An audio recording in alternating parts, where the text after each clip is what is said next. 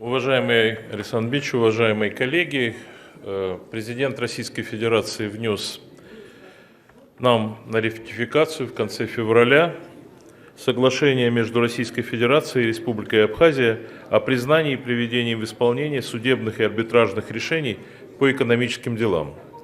Как вы только что слышали из сообщения официального представителя, заместителя министра Андрея Логинова, который не чужой для нас человек и долгое время был представителем правительства в Государственной Думе, напомню эту часть его славной биографии.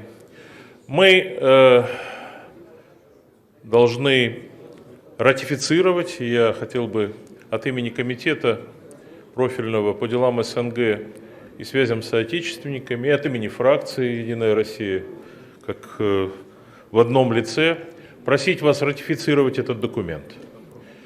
Вы можете с ним ознакомиться, он носит, конечно, очень строгий юридический характер, но смысл его заключается именно в том, чтобы решения судов российских, абхазских, когда дело касается споров в предпринимательской деятельности, в экономической деятельности, чтобы они признавались двумя нашими странами взаимно. Вы, наверное, бывали в Абхазии, я так думаю. Абхазия признана нами в 2008 году как независимое государство.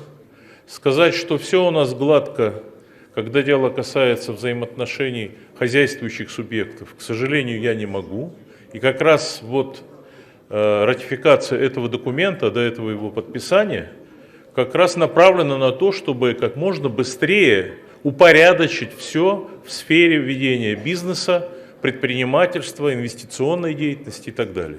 С этим, как вы знаете, иногда возникают проблемы из-за разного отношения.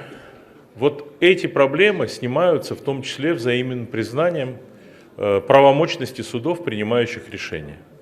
Чем быстрее мы пройдем этот путь, тем быстрее и полнее будет осуществляться экономическая деятельность как в России, так и в Абхазии. Для Абхазии это особенно важно, потому что Республика Абхазия, как вы сами понимаете, во многом живет, существует и развивается при поддержке Российской Федерации. Это положение нужно сохранить.